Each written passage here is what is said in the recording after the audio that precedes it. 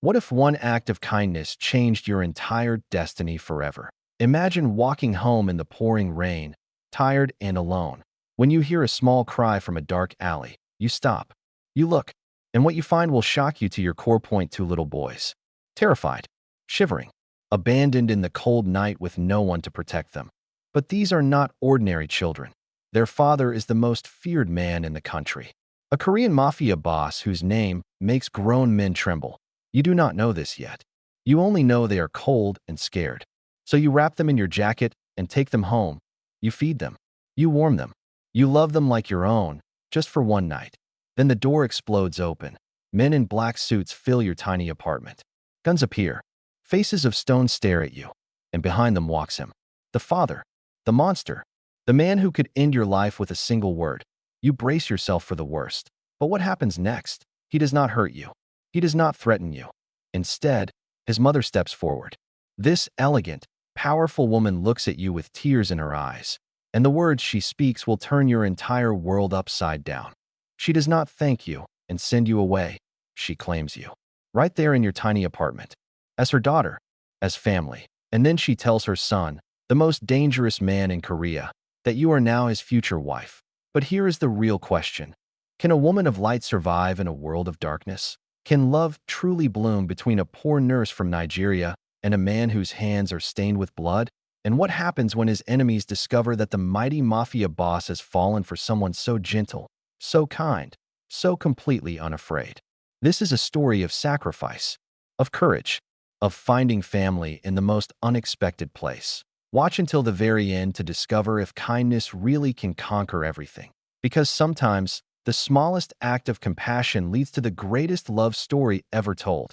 Before we dive into this incredible story, do not forget to subscribe and hit the bell icon button so you never miss our powerful, life-changing content. The rain was a cold, insistent drum against my skin that night. I was walking home from my shift at the hospital, my feet aching. The alley behind the convenience store was dark, a place I usually avoided. But that night, a strange, muffled sound stopped me. That it was a whimper, small and terrified. My heart lurched in my chest that I peered into the gloom, the wet pavement reflecting the distant, blurred neon lights. Two small figures were huddled behind a stack of wooden pallets. They were boys, twins, perhaps 6 years old. They were shivering violently, their expensive clothes torn and soaked through. Their faces were pale, etched with a fear so deep it made my soul ache. One had a cut above his eye, a thin line of red mixing with the rain on his cheek that I did not think. I could not leave them. I crouched down, making myself small. "It is okay," I whispered, my voice soft. "My name is Amara. I am a nurse. I want to help you." They flinched, pressing closer together. They were too scared to speak. That I took off my own worn jacket and draped it over both of them. The wool was wet, but it was warmer than nothing. "We need to get you inside," I said, gesturing to the small, run-down apartment building across the street where I lived. "Just for a little while. To get warm." The bolder of the two, with a small cut above his eye, looked at me. His gaze was sharp, intelligent, and searching for any hint of danger. He gave a tiny, almost imperceptible nod. His brother clung to his hand. That I led them across the slick street, my body shielding them from the worst of the wind. My tiny studio apartment was a mess of laundry and textbooks, but it was warm and dried out. I sat them on my only chair and wrapped them in my grandmother's old quilt. I made them sweet tea and gently cleaned the cut on the little boy's forehead. Their names were Min-jun and Min-ho. They barely spoke, but their eyes never left me. They watched my every move as I made them soup from a can. I did not ask questions. I just told them about my own mother in Nigeria, about her stories, about how warm it was there. I showed them a small, beaded bracelet she had made me. Slowly, their shivering stopped. Minho, the quieter one, finally reached out and touched the bracelet. A tiny smile touched his lips. Hours passed. I did not sleep. I just watched over them, my heart full of a fierce, protective love for these two lost children. Then, the door did not just open. It was practically taken off its hinges. Men in dark suits flooded my tiny room.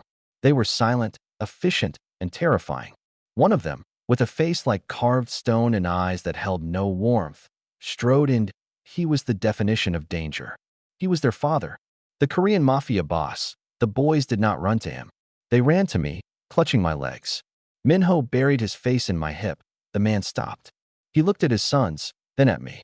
His gaze swept over the tiny room, the steaming cups, the quilt, the medical supplies on the counter. For a long, terrifying moment, no one moved. The air was thick with tension. Then, an older woman swept past him. She was impeccably dressed, her silver hair perfect, her face regal. She was their grandmother. She did not look at the men. She looked only at the boys, and then at me. Her eyes, so like her son's, were not cold. They were wide with a pain and a relief that took my breath away. She knelt, right there on my worn linoleum floor. She opened her arms, and the boys finally let go of me to rush into them. She held them, her body shaking with silent sobs. When she finally looked up at me, her eyes were wet. She spoke in Korean, her voice thick with emotion. Her son, the Mafia boss, translated, his own voice rough. My mother says you did not know who they were. You did not see an enemy or a reward. You saw two cold, scared little boys. He paused, his eyes holding mine with a new, intense focus. She says you wrapped them in your own warmth. You gave them your own food. You showed them your own mother's love from a world away. I just nodded, not knowing what to say. I was trembling. The grandmother stood up, still holding the boy's hands. She walked towards me, her heels clicking softly on the floor.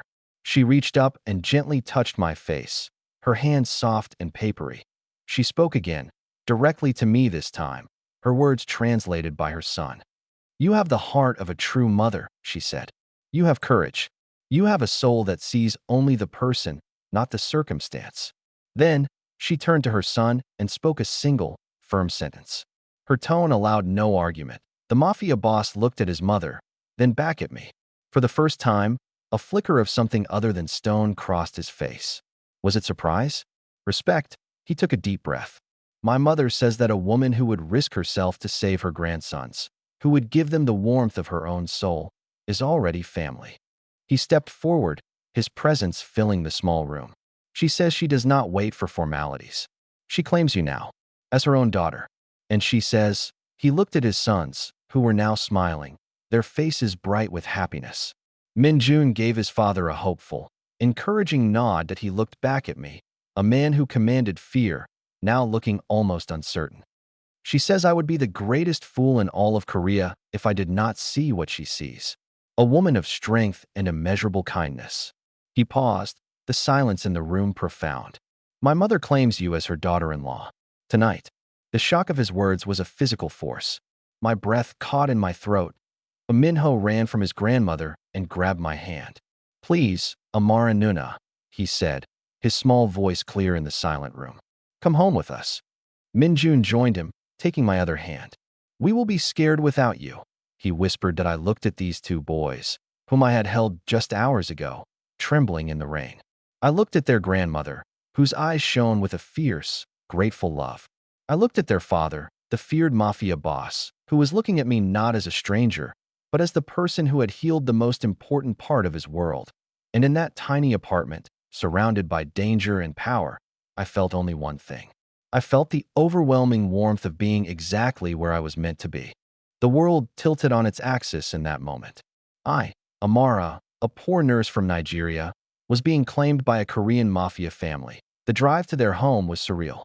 I sat in the back of a luxury car, a twin nestled on either side of me, their heads heavy with exhaustion against my shoulders. Their father, Jaewon, sat in the front seat.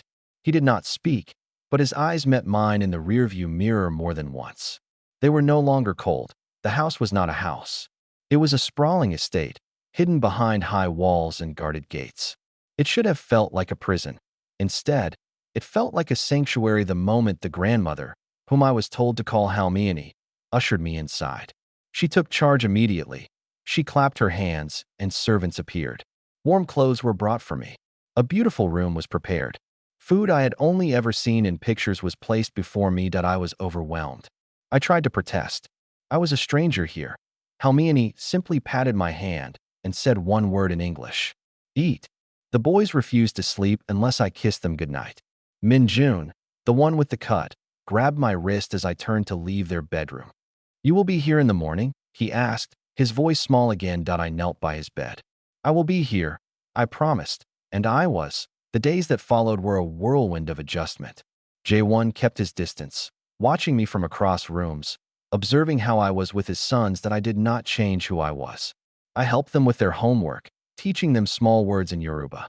They taught me Korean in return, giggling at my terrible pronunciation. Halmini watched everything. She saw me braid Minho's hair when he asked. She saw me tend to a small cut on a maid's hand without being asked. She saw me cry at night in my beautiful room, homesick for my own mother. One evening, she came to me. She sat on my bed and took my face in her hands. "You miss your mother?" she said. It was not a question. I nodded, tears spilling over. She smiled, a soft, rare thing. "Then you will call her tomorrow on the video phone, and you will tell her you have a new family here who loves you." The call to my mother was filled with tears and laughter. She spoke in excited Yoruba, Halmini watching with a regal nod of approval, as if she understood every word. One appeared in the doorway during the call. He saw my joy. He saw his mother's contentment. He saw his sons waving at my mother on the screen. That night, he knocked on my door. He held a small box in his hand. "For you," he said, his voice stiff, as if he was not used to giving gifts. I opened it. Inside was a delicate gold bracelet, identical to the one my own mother had made me, but crafted in fine metal. "You showed my sons your mother's bracelet," he said. "I wanted you to have one from your new home, to match." It was the most thoughtful gift I had ever received. Weeks turned into months. The mansion became my home. The staff became my friends. The boys became my joy. And J1? He began to change.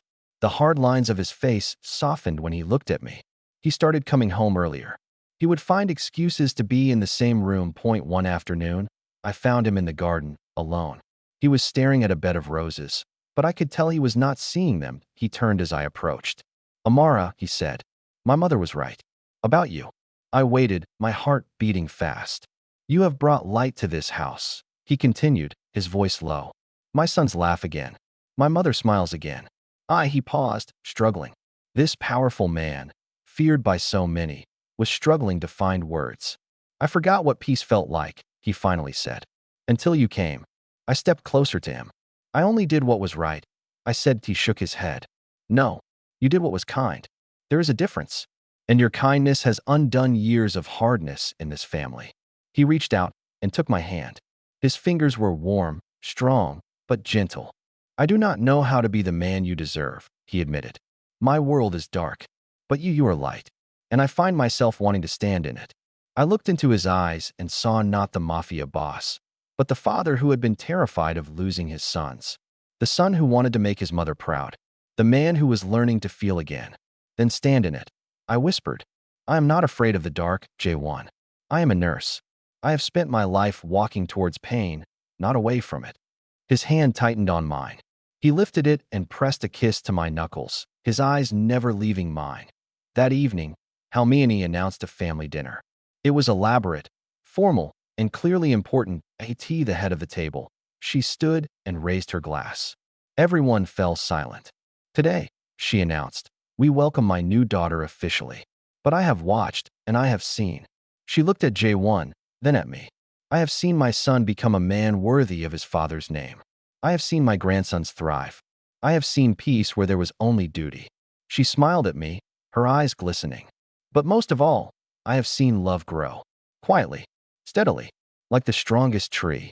She turned to J1. "My son, do not be a fool any longer. Ask her properly." The table erupted in soft laughter. Minjun and Minho were bouncing in their seats, clapping their hands. J1 stood. He walked to me and knelt right there, in front of his mother, his sons, his entire household. He reached into his pocket and produced a small velvet box. Inside was a ring. Simple, elegant, perfect. "Amara," he said, his voice steady but thick with emotion. "You saved my sons not knowing who they were. You loved them not expecting anything in return. You healed my family with nothing but your beautiful heart."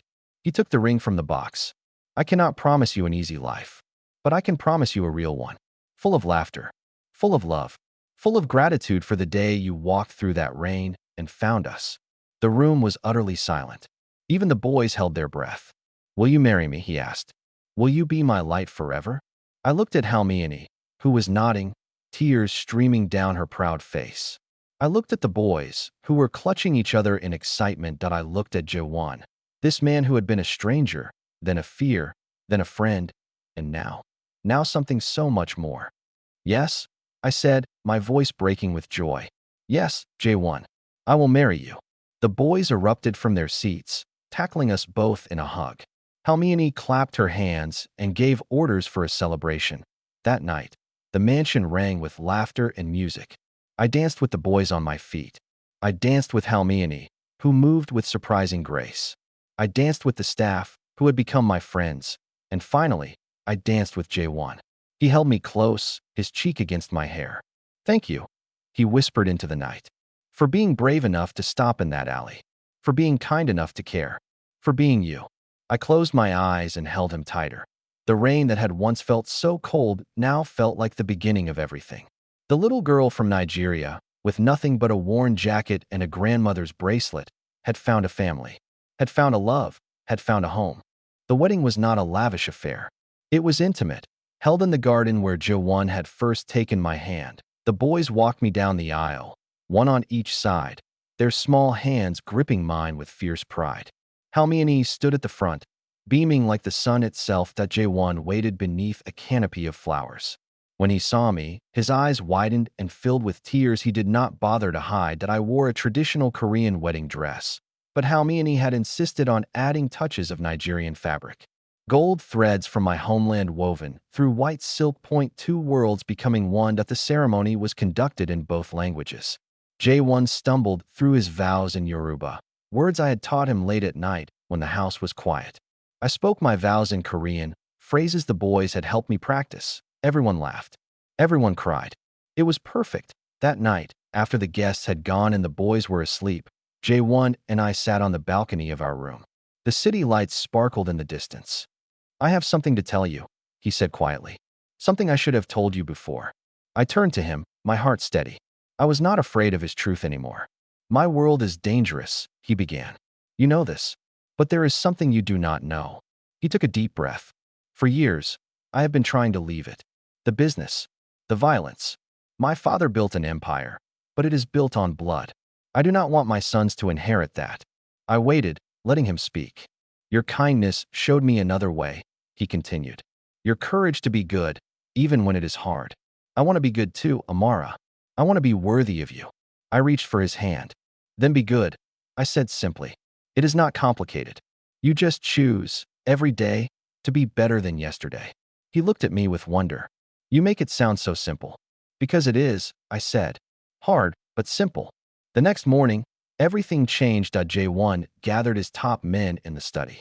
I was not invited, but Halmione insisted I come. You are family, she said. You belong in all rooms now. I sat in the corner, watching as Jaewon addressed men who had spent their lives in shadows. I am done, he announced. The deals, the violence, the fear. It ends today. The room erupted in protests. Men shouted. One stood and accused him of weakness. Jaewon did not flinch. He stood calm and still. I have 2 sons, he said quietly. They will not grow up fearing their father's name. They will not spend their lives looking over their shoulders. He looked at me. I have a wife now, a woman of light, and I will not bring darkness to her doorstep. The man who had protested laughed bitterly. You think you can just walk away? The other families will eat you alive.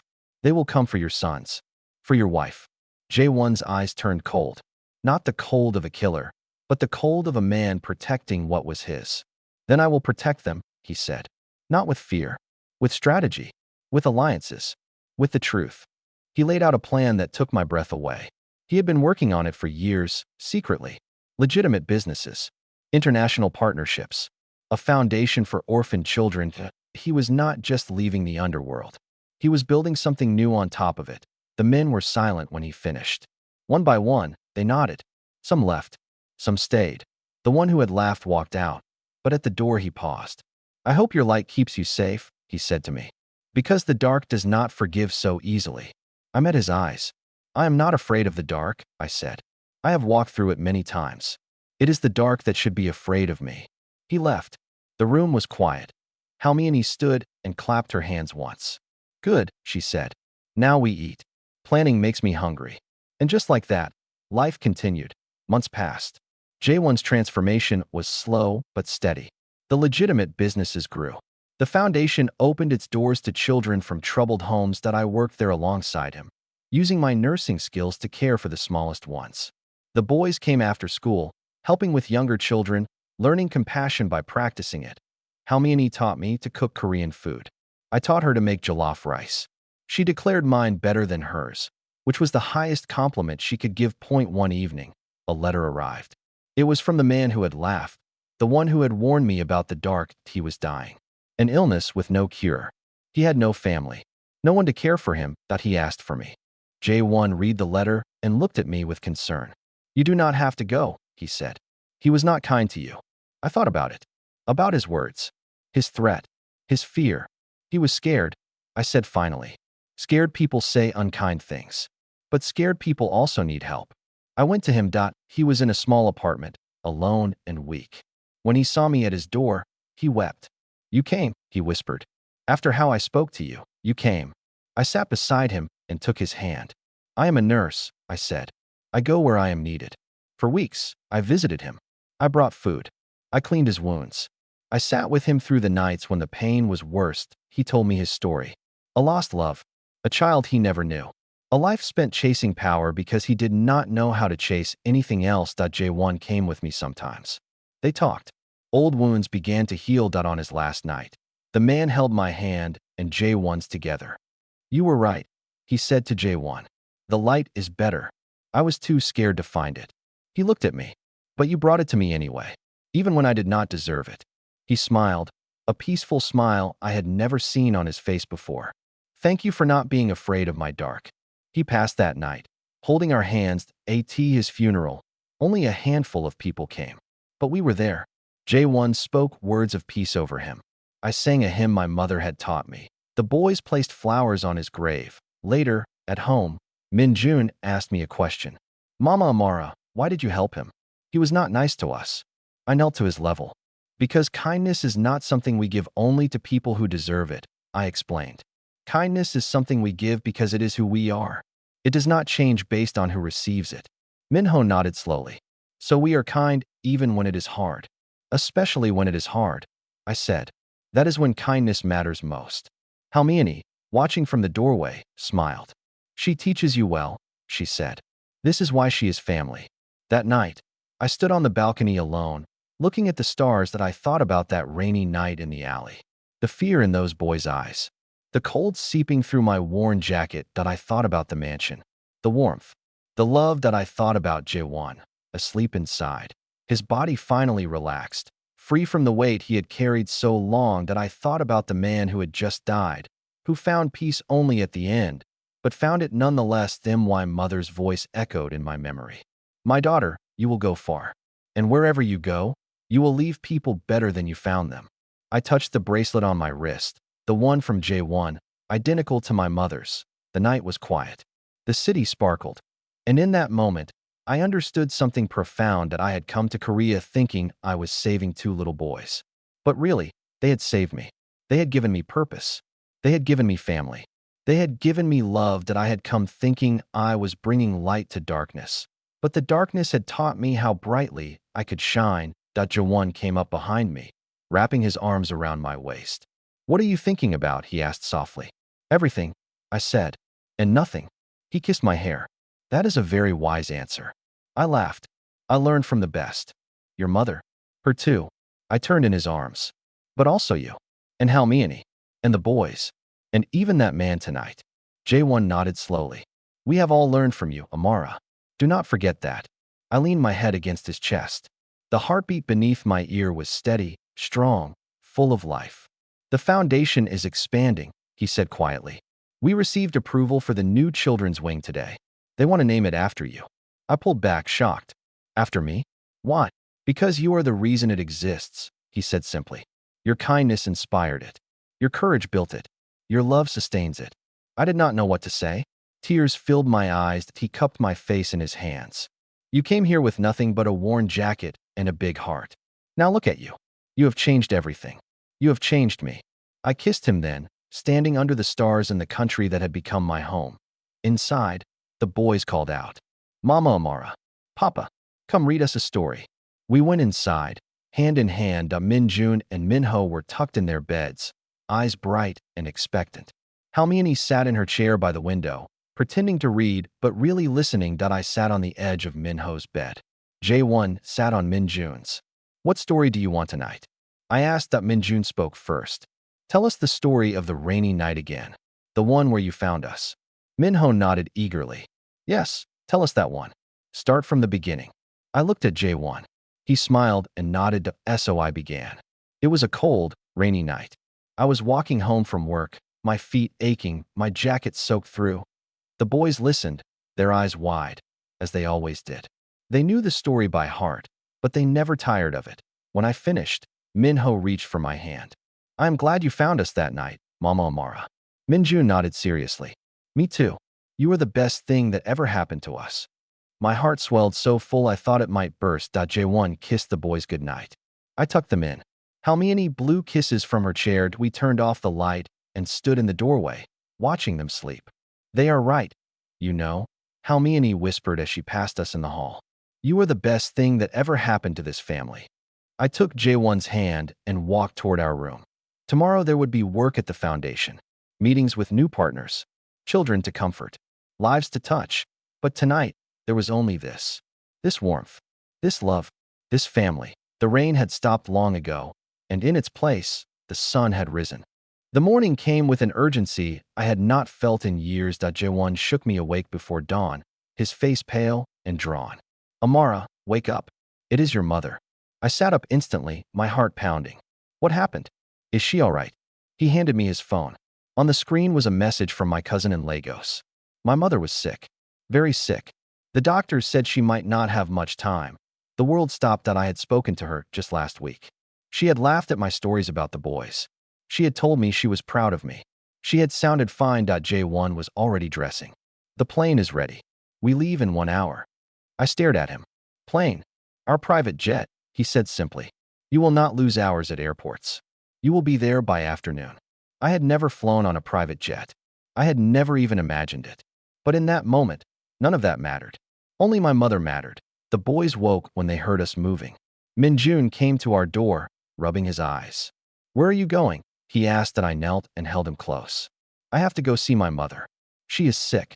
I need to help her. Minho appeared behind his brother. We want to come. I looked at Jae-won. He nodded. They should meet their grandmother. She is family too. Within an hour, we were in the air. The boys were fascinated by the clouds outside the windows. Jae-won held my hand, saying nothing, just being there. The flight was a blur of fear and prayer. I had not seen my mother in 3 years. What if I was too late? When we landed in Lagos, the heat hit me like a wall. It smelled like home, like spices and dust, and life. A car was waiting. Jae-won had arranged everything. We drove through streets I had walked as a girl, past markets I had shopped in, past schools I had attended. My mother's house was small and humble. Nothing like the mansion in Korea, but it was hers. It was mine. I ran inside without knocking. She was in bed, surrounded by cousins and aunties. When she saw me, her eyes widened and filled with tears. Amara, she whispered. My daughter. You came. I fell to my knees beside her and took her frail hand. Of course I came, Mama. I will always come. The boys stood in the doorway, shy and uncertain. My mother looked past me and saw them. These are the twins? She asked. The ones from the rain? I nodded, crying and laughing at once. Yes, Mama. They are my sons now. She held out her other hand. Minjun stepped forward first, brave as always. He took her hand gently. I am Minjun, he said softly. It is nice to meet you, grandmother. Minho followed, clutching his brother's shirt. I am Minho. Mama Amara talks about you all the time. My mother laughed, a weak but joyful sound. She talks about me? What does she say? Minjun answered seriously. She says you are the strongest woman she knows. She says you taught her everything about kindness. My mother looked at me with wonder. I taught you well, my daughter. You have built a beautiful family. The days that followed were a mixture of fear and love. My mother was weak, but she was fighting.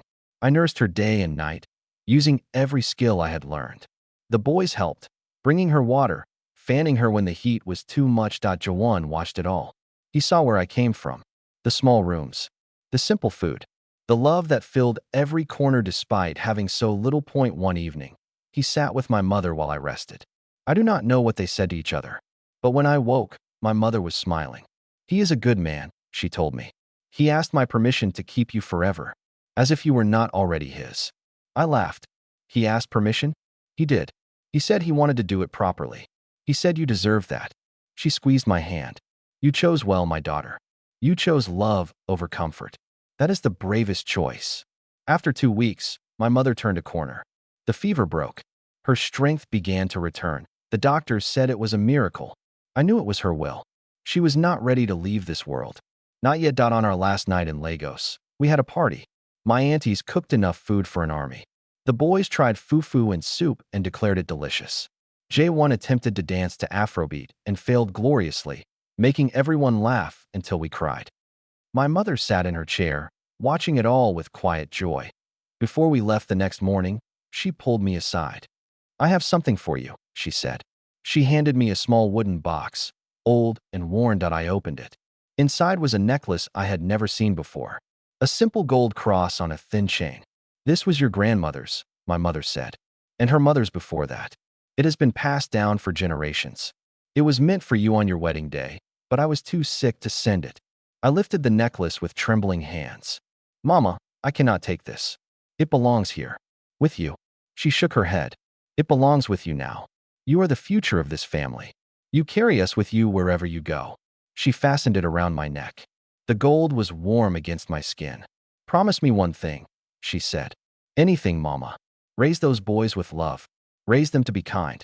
Raise them to know that strength is not in how many people fear you, but in how many people love you. I hugged her tight, breathing in the smell of her. She was frail but alive. She was here. I promise, Mama. The flight home was different from the flight there. The fear was gone. In its place was gratitude. The boys slept most of the way, exhausted from their African adventure. J1 worked on his laptop, but he kept reaching over to touch my hand. As if reassuring himself I was still there, I looked out the window at the clouds and thought about everything. The rainy night in the alley. The terrified boys. The mansion. Halmiani. The wedding. The dying man. My mother's recovery. It had all led here. To this moment. To this family. When we landed in Korea, Halmiani was waiting at the airport. She rushed to me and held my face in her hands. Your mother? She asked. She will live, I said. She will be okay. Halmiani pulled me into a fierce hug. Good. Because I am not ready to share you with the ancestors yet. I need you here. I laughed into her shoulder. I am not going anywhere. At home, everything felt different. The mansion was still grand, but it felt more like home than ever. The staff greeted us with warm smiles. The boys ran to their rooms, excited to show their new African toys to anyone who would look. That night, after dinner, we sat in the living room together. All of us. Halmiani in her chair. The boys on the floor. J1 beside me on the sofa. Minjun looked up at me. Mama Amara, can I ask you something? Of course, my love. Why did you stop in the alley that night? It was raining. You were tired. You could have kept walking. I thought about his question. It was simple, but it held so much. I stopped because I heard something. I said slowly. A sound that did not belong. A small sound. But it was enough. Minho frowned. Just a small sound? That is all. That is all, I said. But that is how kindness works. It starts small. A sound in the rain. A hand reaching out. A moment of noticing. J1 spoke quietly. Most people would have ignored that sound. They would have told themselves it was none of their business. I nodded. And they would have been right. It was none of my business. Those boys were not my responsibility. I had nothing to gain and everything to lose. Halmiani leaned forward. But you stopped anyway. I stopped anyway, I agreed. Because I could not live with myself if I did not. Because the smallest kindness is still kindness. And kindness matters. The room was quiet for a moment. Then Min Jun spoke again. So the lesson is that we should always help, even when it is hard. I smiled at him. The lesson is that we should always notice. Notice the small sounds. Notice the people who are hurting. Notice the moments when we can make a difference. Minho nodded slowly. And if we notice, then we will help. Then you will help, I said. Because once you notice, you cannot unnotice. Once you see someone in pain, their pain becomes yours. And then helping is not a choice anymore. It is just what you do. J1 pulled me closer. That is who you are, Amara. That is why we love you. I looked around the room at my family. my fierce, wonderful, unlikely family, the boys who had been lost in the rain, the man who had been trapped in darkness, the grandmother who had opened her heart to a stranger, and me, the girl from Nigeria who had only wanted to help. Halmione stood and raised her glass. To Amara, she said, who taught us that family is not about blood. It is about who shows up in the rain. We all raised our glasses. To Amara, they said together that I looked at the necklace around my neck, my grandmother's cross warm against my heart. I thought of my mother, far away but close in spirit. I thought of the rainy night that had changed everything, and I understood, finally, the full circle of it all, that I had saved two boys from the cold. But they had saved me from a life of walking past small sounds. They had taught me that kindness does not end with one act. It ripples outward, touching lives we will never know, changing futures we cannot imagine. The boys grew up, as boys do. Minjun became a doctor, healing bodies the way I had tried to heal hearts. Minho became a teacher, shaping young minds with patience and care. One and I grew old together, our love deepening with every passing year. Halmione lived to see her grandsons marry, to hold her great-grandchildren, to tell them stories about the rainy night when an angel in a worn jacket found her family. My mother passed peacefully years later, surrounded by children and grandchildren who had flown from Korea to be with her. She wore a Korean hanbok in her coffin, a gift from Halmione, a symbol of the two worlds united. And me? I still work at the foundation. I still hold children who are scared. I still notice small sounds in the rain, because that is who I am now. That is who I have always been. A woman who stops. A woman who notices. A woman who believes that kindness, small and simple as it may seem, is the most powerful force in the universe. The necklace my mother gave me now hangs around my neck every day. It reminds me of where I came from. The bracelet J1 gave me stays on my wrist always. It reminds me of where I belong. And the boys? The men now? They call me every single day, no matter how busy they are. They tell me they love me. They tell me about their children. They tell me stories of small kindnesses they have witnessed or done. The other day, Minjun's daughter came to visit me. She is 6 years old, with her father's brave eyes and her mother's gentle smile. She tugged on my sleeve and looked up at me seriously. "Grandma Amara," she said, "Papa told me the story of the rainy night. He said you saved him."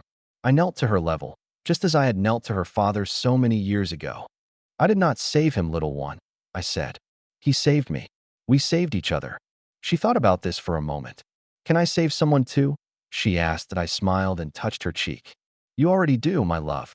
Every time you are kind. Every time you notice. Every time you stop when others walk past." She nodded seriously, as if storing this information for later. Then she ran off to play, her laughter filling the garden where her grandfather had first taken my hand. I stood and watched her, the afternoon sun warm on my face. One came up beside me, his hand finding mine. His hair was gray now, his face lined with years and smiles. "What are you thinking about?" he asked, the same question he had asked so many times before. I leaned into him, content and peaceful. "I am thinking about rain," I said, "and how it falls on everyone equally, and how, sometimes, if we are brave enough to step into it, we find exactly what we did not know we were looking for." He kissed my forehead. "And what did you find?" he whispered. I looked at our family scattered across the garden, at the children playing, at the love blooming everywhere. "I found everything," I said, and it was true.